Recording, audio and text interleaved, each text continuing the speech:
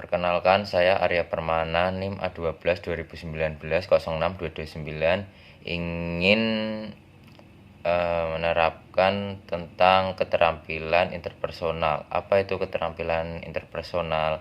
Keterampilan untuk mengenali dan merespons secara layak perasaan, sikap dan memotivasi serta keinginan orang lain. Juga mampu membangun hubungan yang harmonis dan dengan memahami dan merespon orang lain. Keterampilan interpersonal juga memiliki tujuan. Tujuan pertama adalah tujuan umum dan tujuan khusus. Tujuan umum mampu mengembangkan keterampilan interpersonal yang efektif.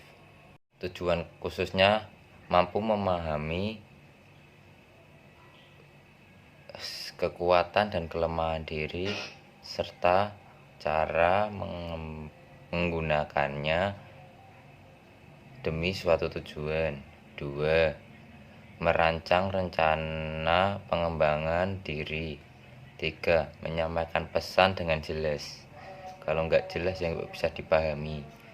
4. Memahami konflik sebab akibat serta mengelola konflik tersebut.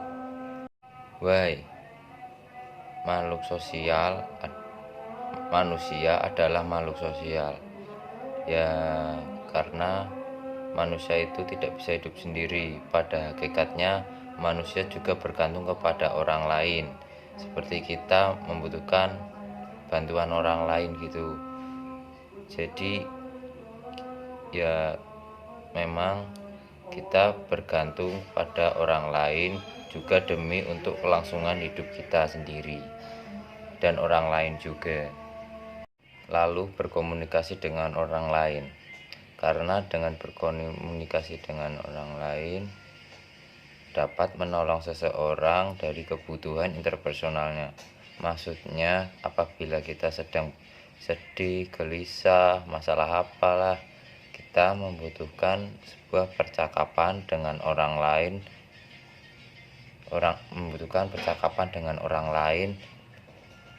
untuk memberikan suatu kenyamanan, persahabatan dan kehangatan. Kalau maksud dalam bahasa kekinian curhat ya. Lalu membangun hubungan dengan orang lain. Sebagai makhluk Tuhan, manusia tidak dapat hidup sendiri. Meskipun secara fisik bisa, tetapi secara psikologis tidak mungkin. Karena manusia membutuhkan orang lain untuk diakui keberadaannya.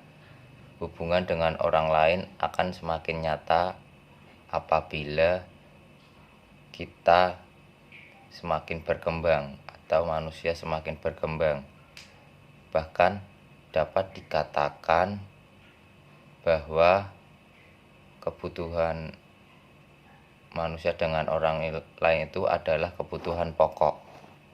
Faktor individu yang berperan dalam pengembangan interpersonal skill.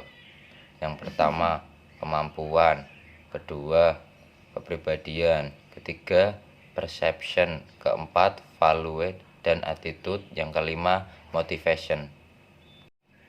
Saya akan menjelaskan kelima faktor tersebut. Yang pertama, kemampuan. Kemampuan adalah kapasitas individu untuk mengerjakan beragam tugas untuk satu posisi tertentu.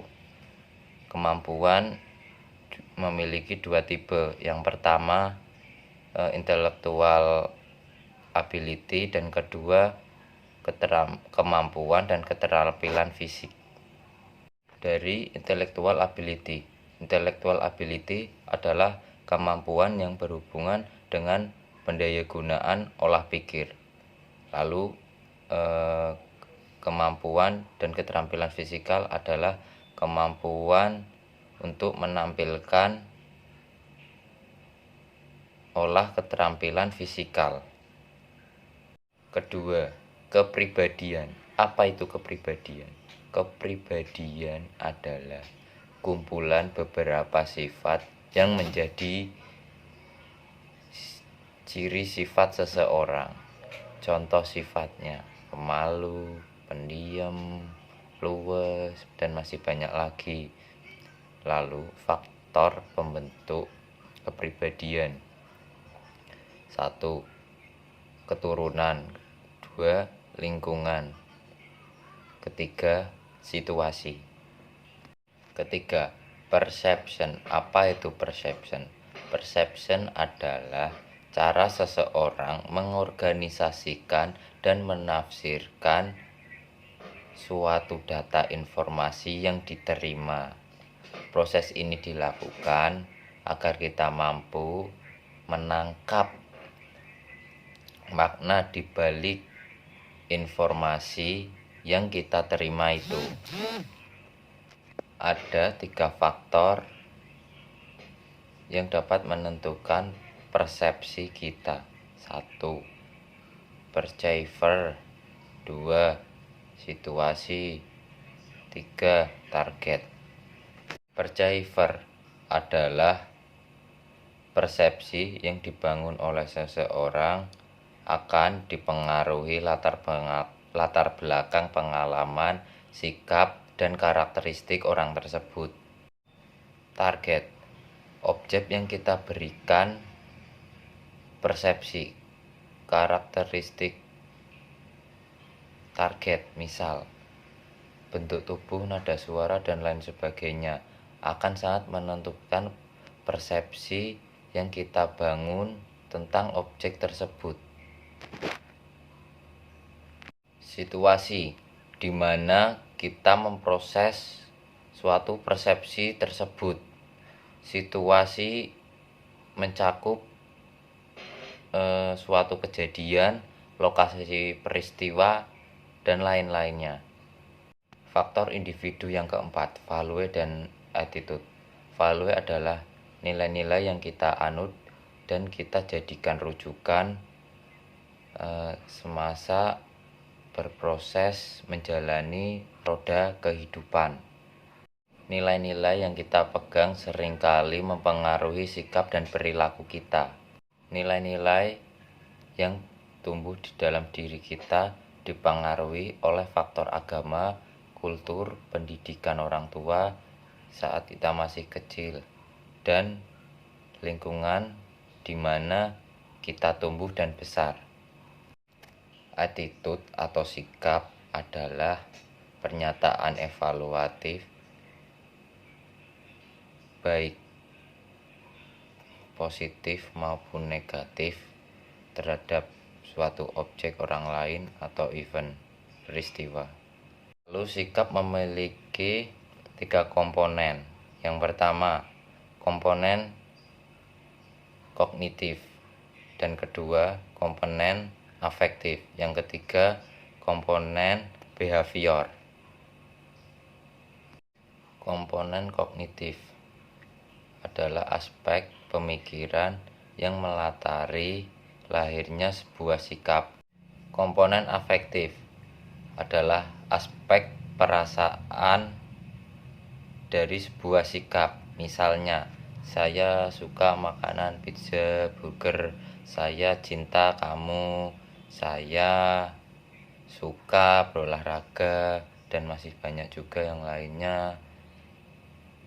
Ketiga, komponen behavior, kecenderungan untuk berperilaku berdasarkan sikap tertentu. Misalkan, saya akan pergi ke warung makan Padang untuk makan nanti malam. Faktor yang kelima, motivation. Motivation adalah kemauan untuk menampilkan usaha yang optimal guna mencapai sasaran yang telah ditargetkan.